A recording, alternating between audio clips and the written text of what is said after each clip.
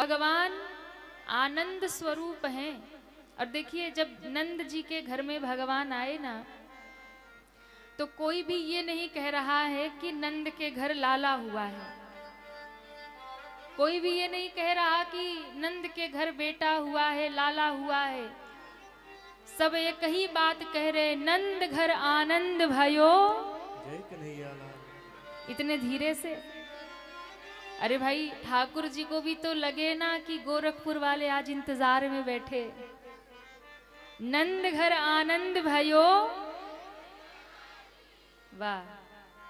तो ठाकुर जी जब आए तो सब लोग कह रहे नंद घर आनंद भयो। ये कोई नहीं कह रहा लाला भयो, हाँ बेटा भयो, पूत भयो।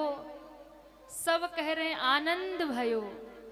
नंद घर क्या भयो? नंद घर जय कन्हैया आनंद भयो। क्यों? क्योंकि भैया ब्रज में तो बहुत लाला, घर घर में लाला प्रकट होते ही थे। लेकिन जब कन्हैया गए तो सबको इतना आनंद हुआ, इतना आनंद हुआ। अब आप सोचिए कि भगवान तो स्वयं आनंद के सिंधु हैं, सागर हैं। जब आप भगवान की कथा में आकर के विराजते हैं, बैठते हैं और भगवान की कथा में उत्सव मनाते हैं, जन्मोत्सव मनाते हैं, विवाह उत्सव मनाते हैं, तो कितना आनंद आता है। जिन भगवान की कथा में आकर आप उत्सव मनाते हो तो इतना आनंद होता है। विचार करिए, जब स्वयं परमात्मा प्रकट हुए होंगे तब कितना आनंद बरसा होगा, तब कितना आनंद रहा होगा, उसकी कोई सीमा रही होगी। सबको इतना आनंद हुआ, इतना आनंद हुआ कि सब ये कहना ही भूल गए कि नंद के लाला भय। सबके मुख से ही निकलने लगा कि नंद घर आनंद भयो।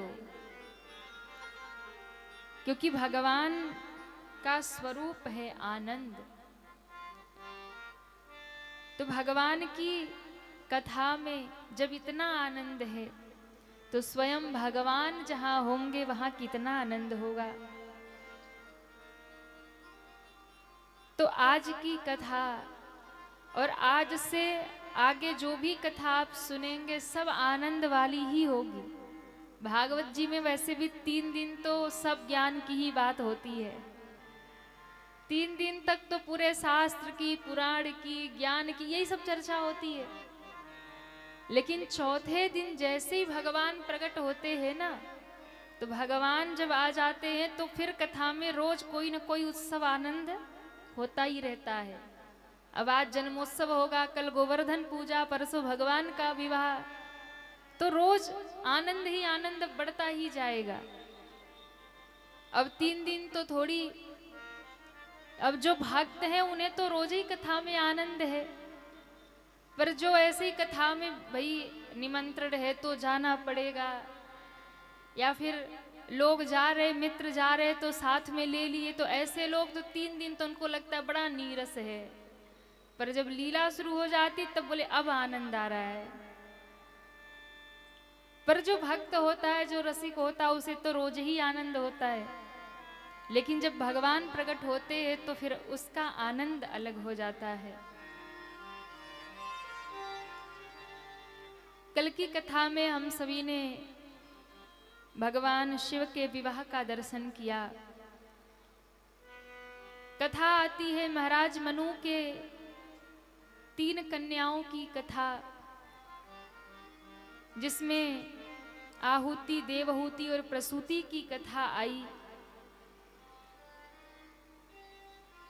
देवहूति मैया जिनके यहाँ स्वयं भगवान अवतार लेकर के आए, करदम ऋषि के यहाँ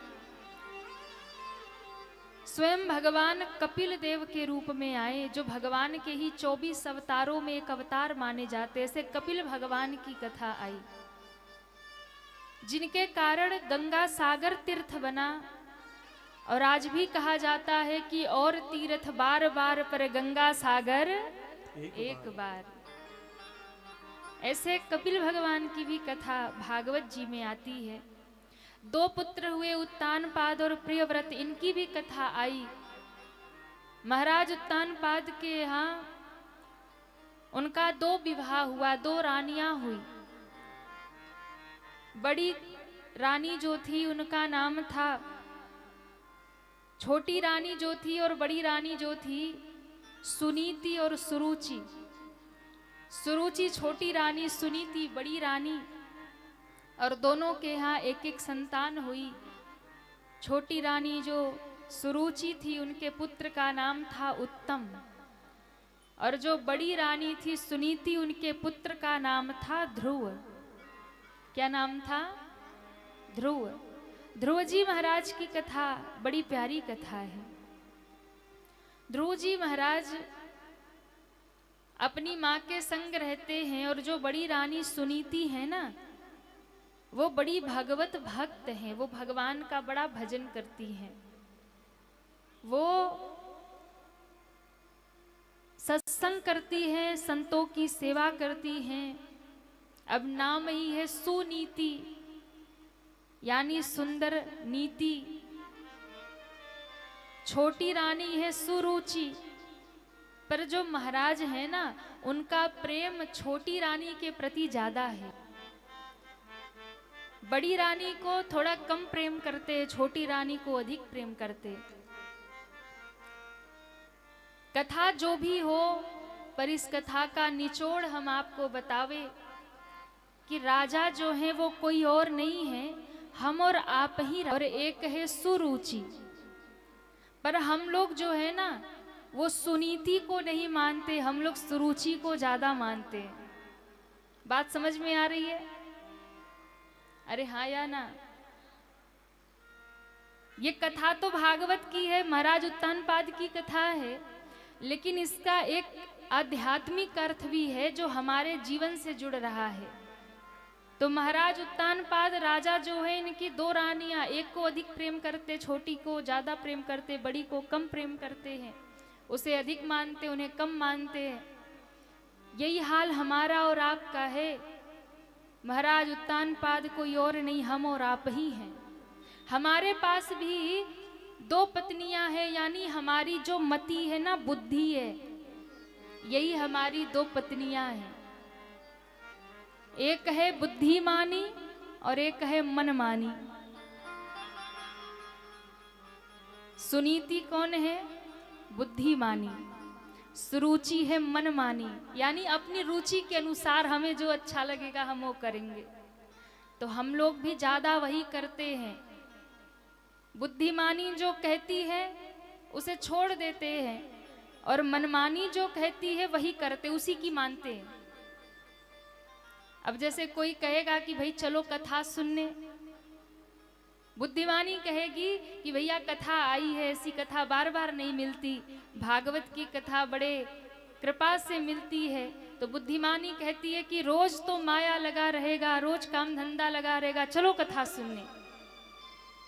मनमानी कहेगी कथा में जाके क्या होगा, कहीं गप लड़ाते चल के। हाँ, कई चौराहे पे खड़े हो गए, चार इकट्ठे हो गए, चर्चा शुरू हो गई। मनमानी कहेगी चलो फिल्म देखने चलते हैं।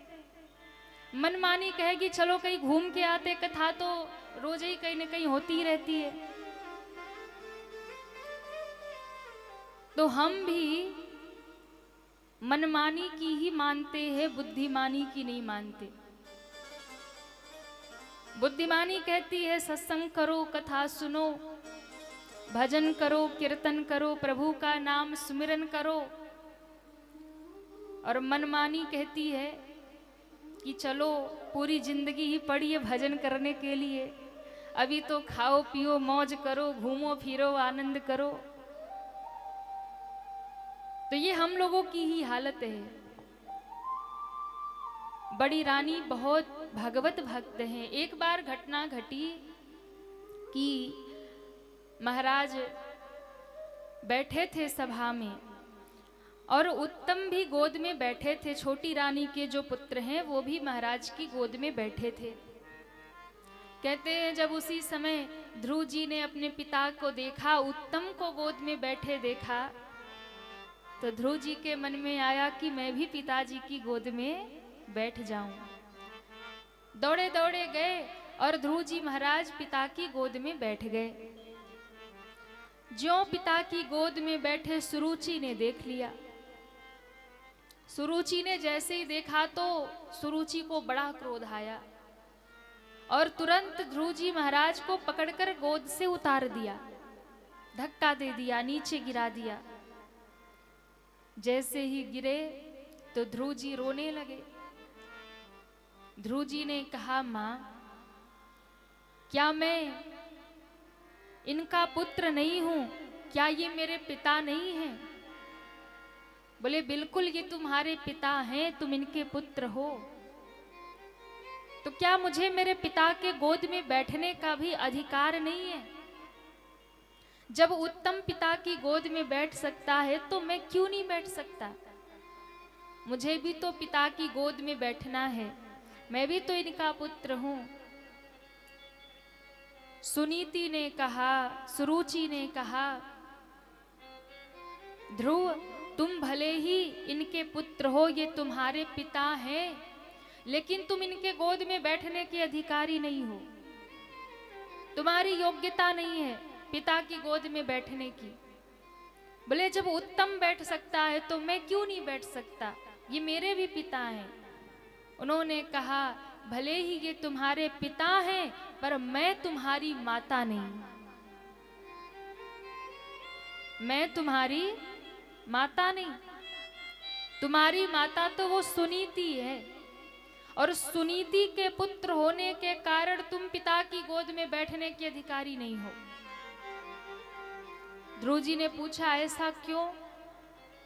तो कहा, देखो अगर तुम्हें पिता की गोद में बैठना है तो तुम्हें मेरे गर्भ से जन्म लेना पड़ेगा, मेरा पुत्र बनना पड़ेगा, तब पिता की गोद मिलेगी।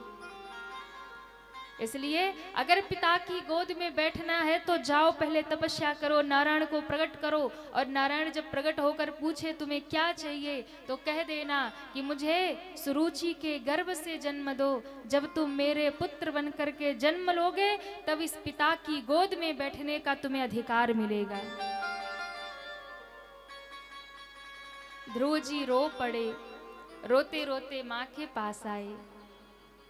माँ ने गोद में बिठा लिया, ध्रुव जी का मुख पोंछ दिया, आंसू पोंछ दिए और कहा, बेटा आज तुम इतने क्यों रो रहे हो? आज इतने दुखी क्यों हो? तब ध्रुव जी महाराज ने अपनी माता से प्रश्न किया। ध्रुव जी ने कहा, मैया एक बात बताओ, क्या महाराज मेरे पिता नहीं हैं? बोले हैं। क्या आप उनकी पत्नी नहीं हैं? बोले हूं। आप तो उनकी बड़ी रानी है ना, तो आपका तो अधिक अधिकार है पिता पर। फिर छोटी माता ने मुझे पिता की गोद से क्यों उतार दिया? उन्होंने क्यों कहा कि तुम्हें यदि पिता की गोद में बैठना है तो उस सुनीति का बेटा बन के मत आओ, मेरी गोद से जन्म लो, तब पिता की गोद मिलेगी। क्या आपका कोई अधिकार नहीं है? क्या मेरा कोई पिता पर अधिकार नहीं है? क्या मुझे इसलिए वंचित कर रही क्योंकि मैं आपका बेटा हूं? अब देखिए, एक सत्संगी और एक कुसंगी का जीवन कैसा होता है। सुनीति माता बड़ी सत्संगी थी। उन्होंने समझ लिया कि सुरुचि ने तो ईर्ष्या के भाव से नीचे उतार दिया। अब दूसरी माता होती तो वो लड़ने पहुंच जाती कि तुम्हारी हिम्मत कैसे हुई कि मेरे बेटे को गोद से उतारा। पर ये मैया सत्संगी थी। माता सुनीति ने ध्रुव को समझाया, अरे बेटा कोई बात नहीं, वो भी तो तुम्हारी छोटी माता है, पिता की गोद से उतार दिया तो क्या हो गया, कोई बात नहीं। बोले नहीं, उन्होंने तो कहा कि यदि पिता की गोद में बैठना है तो मेरे गर्भ से जन्म लेना पड़ेगा। ध्रुव जी ने कहा, ऐसा क्यों कहा? माता सुनीति ने समझाया, अरे बेटा माँ है, माँ डांट देती है, फटकार देती है, आज धक्का दे दिया, कोई बात नहीं। उन्होंने सही ही तो कहा कि इस पिता की गोद में क्यों बैठते हो, इस पिता की गोद में बैठने के लिए नारायण को प्रकट करो, तपस्या करो। तो बेटा मैं भी तुमसे यही कहती हूँ कि कोई बात नहीं, अगर तुम्हें पिता की गोद ना मिली, अगर बैठना ही है तो तुम जगत पिता की गोद में बैठो। इस पिता की गोद में बैठोगे कोई न कोई उतार देगा, जगत पिता की गोद में बैठोगे तो कोई उतार नहीं पाएगा।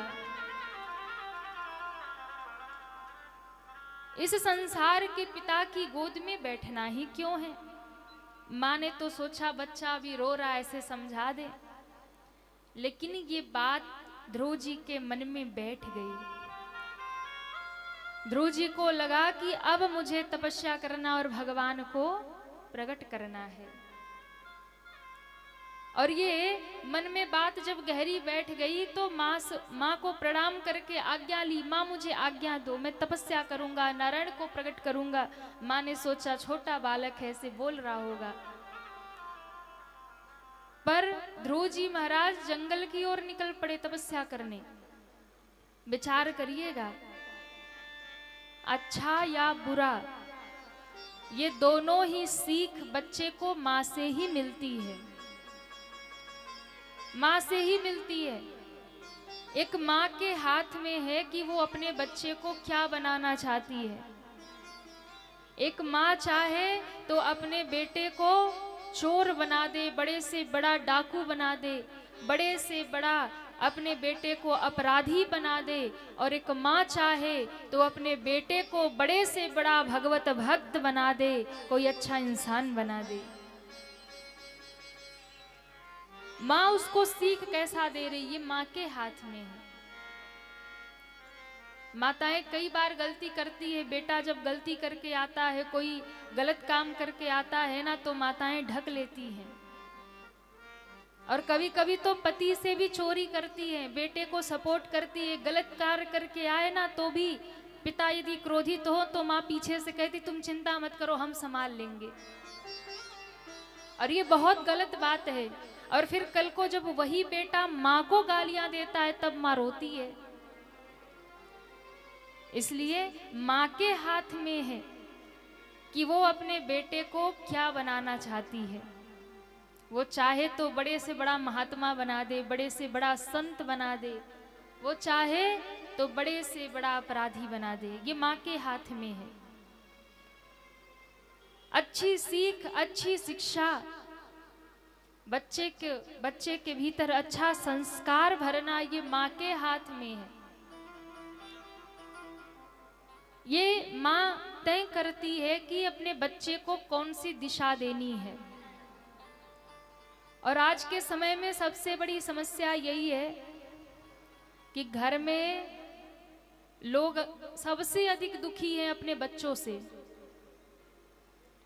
बच्चा सुनता नहीं, बेटा बेटी सुनते नहीं, संस्कार विहीन हो गए, रास्ता गलत पकड़ लिया। माँ बाप भी डरते हैं, रोक भी नहीं सकते, टोक भी नहीं सकते, पता नहीं क्या कर ले। ये कब समझ में आता है तो कहा जब बच्चा 20 वर्ष 22 वर्ष का हो जाता है तब समझ में आता है। जब तक छोटा रहता है तो माँ बाप ध्यान देते नहीं, उन्हें संस्कार देते नहीं। और जब बच्चा बड़ा हो जाता है, गलत काम करने लगता है, तब रोने लग जाते हैं। विचार करिए, बालकों को संस्कार, अपने घर के बच्चों को, बेटियों को, बेटों को संस्कार दीजिए। कब दीजिए? जब वो छोटी अवस्था में है, जब वो अबोध बालक है, जब वो सब कुछ सीख रहा है, जब वो दुनिया देख रहा, उस समय उसे उसके भीतर संस्कार भरिए, उस समय उसे सिखाइए, उस समय उसे बताइए। और यदि नहीं बताया, नहीं सिखाया, तो फिर कल आप सोचो कि बड़े होकर के वो आपकी सेवा करे, वो आपका सम्मान करे, आदर करे, आज्ञा सुने, तो नहीं सुनेगा, नहीं सुनेगा। हर घर की यही समस्या है, बच्चे सुनते नहीं हैं, बात मानते नहीं हैं। और ये समस्या इसीलिए है क्योंकि आपने उन्हें बचपन से संस्कार दिया नहीं। बचपन से संस्कार दिया नहीं। माता सुनीति ने ध्रुव जी को समझाया, ऐसा नहीं कि छोटी माता के प्रति भड़का दिया, ऐसा नहीं कि खुद लड़ने चली गई। सत्संग का यही प्रभाव होता है, सत्संगी व्यक्ति का यही उसकी मर्यादा होती है कि यदि कुछ बुरा भी है तो उसे वो अच्छा बनाता है। माँ ने अपने बेटे को अच्छी ही सीख दी, कोई बुरी सीख नहीं दी, और ना ही वो सुरुचि से लड़ने गई। बेटे को समझाया, बेटा कोई बात नहीं, परमात्मा को प्रसन्न करो, नारायण को प्रसन्न करो, और संसार के पिता की गोद में बैठकर क्या करोगे? आज बैठोगे कल उतरना ही पड़ेगा। बैठना ही है तो उस जगत पिता की गोद में बैठो जहां से कोई तुम्हें उतार ही ना पाए।